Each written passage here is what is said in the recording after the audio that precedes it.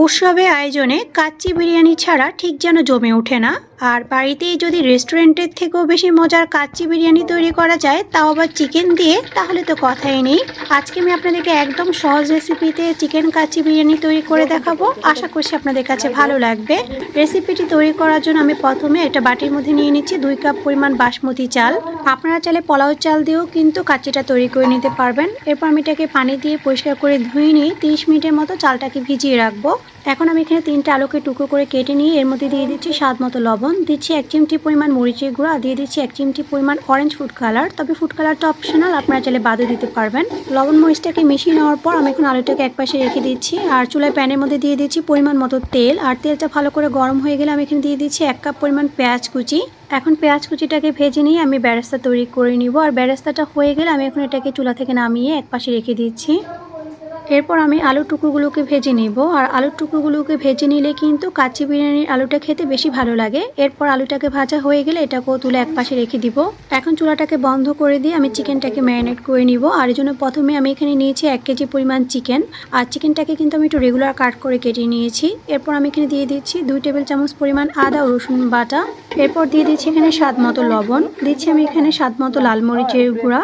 এখন আমি এখানে দিয়ে দিচ্ছি 30 গ্রাম পরিমাণ বিরিয়ানি মশলা। আর আমি এখানে প্যাকেটের মশলাটা ব্যবহার করছি, আপনারা চাইলে বাড়িতেও কিন্তু মশলাটা তৈরি করে নিতে পারবেন। এরপর আমি এখানে দিয়ে দিচ্ছি 1/4 চা চামচ পরিমাণ হলুদের গুঁড়া, দিয়ে দিচ্ছি আমি এখানে 1.5 চা চামচ পরিমাণ কাঁচা মরিচ বাটা, ঝালটা আপনাদের টেস্ট অনুযায়ী দিবেন। এখন দিয়ে দিচ্ছি আমি এখানে পেঁয়াজ বেরেস্তা। আর আমি এখানে পুরো পেঁয়াজ বেরেস্তাটা দিব না, কিছুটা পেঁয়াজ বেরেস্তা রেখে দিব পরে বিরিয়ানিতে দেওয়ার জন্য। এরপর আমি এখানে দিয়ে দিচ্ছি কিছু ধনে পাতা ও পুদিনা পাতা কুচি। তবে এটা অপশনাল, আপনারা চাইলে এটা বাদও দিতে পারবেন, তবে দিলে কিন্তু খুব সুন্দর একটা ফ্লেভার আসে। আর দিয়ে দিচ্ছি এখানে কিছু পেঁয়াজ বেরেস্তা ভেজে রাখা তেল। এরপর আমি এখানে দিয়ে দিচ্ছি 3 টেবিল চামচ পরিমাণ টক দই। এরপর আমি সব কিছুকে একসঙ্গে ভালো করে মিশিয়ে নিব। আর এটাকে এমনভাবে মিশিয়ে নিতে হবে যাতে করে মশলার সাথে চিকেনটা খুব ভালো করে মিশে যায়। আপনাদের হাতে সময় থাকলে আপনারা কিন্তু চাইলে চিকেনটাকে 1 ঘন্টার মতো ম্যারিনেট করে রাখতে পারেন। আমি কিন্তু এটাকে সরাসরি রান্না করে নিব। আর এই জন্য চুলায় প্যানের মধ্যে আমি যে তেলটা ছিল সেই তেলের মধ্যে কিন্তু চিকেনটাকে দিয়ে চিকেনের বাটিটাকে ধুয়ে সামান্য একটু পানি দিয়ে এখন চিকেনটাকে কিছুক্ষণ কষিয়ে নিব। এরপর আমি এখানে ভেজে রাখা আলুগুলো দিয়ে দিচ্ছি। আর এখানে কিন্তু কোনো এক্সট্রা পানি দিতে হবে না, চিকেনের পানিটা দিয়ে কিন্তু চিকেনটা প্রায় 70% মতো সিদ্ধ হয়ে গেলে আমি চুলাটাকে বন্ধ করে দিচ্ছি। এখন বিরিয়ানি তৈরি করার জন্য আমি চালটাকে রেডি করে নিব। আর এর জন্য চুলায় প্যানের মধ্যে পরিমাণ মতো পানি দিয়ে দিয়েছি। আর এর মধ্যে দিয়ে দিচ্ছি 2 টুকরা দারুচিনি, দিয়ে দিচ্ছি আমি এখানে 3টা এলাচ, দিচ্ছি আমি এখানে একটা তেজপাতা, এটাকে ছোট টুকরো করে কেটে দিয়েছি, দিয়ে দিচ্ছি 1 চিমটি পরিমাণ শাহি জিরা। এরপর দিচ্ছি স্বাদ মতো লবণ। আর লবণটাকে দিয়ে আমি এখানে দিয়ে দিচ্ছি 1 চা চামচের মতো লেবুর রস। এরপর দিচ্ছি এখানে 1 চা চামচের মতো রান্নার তেল। এখন সবকিছুকে একসঙ্গে ভালো করে মিশিয়ে নিয়ে পানিটা যখন ফুটে উঠবে তখন আমি এখানে ধুয়ে রাখা চালটাকে দিয়ে দিচ্ছি। চুলার আঁচ মিডিয়ামে রেখে আমি চালটাকে প্রায় 80%-এর মতো সিদ্ধ করে নিব। চালটা যখন 80%-এর মতো সিদ্ধ হয়ে যাবে তখন আমি ভাতটাকে একটা স্ট্রেনারের সাহায্যে নামিয়ে নিয়ে সরাসরি আমি রান্না করে রাখা মুরগির মাংসের উপরে দিয়ে দিচ্ছি।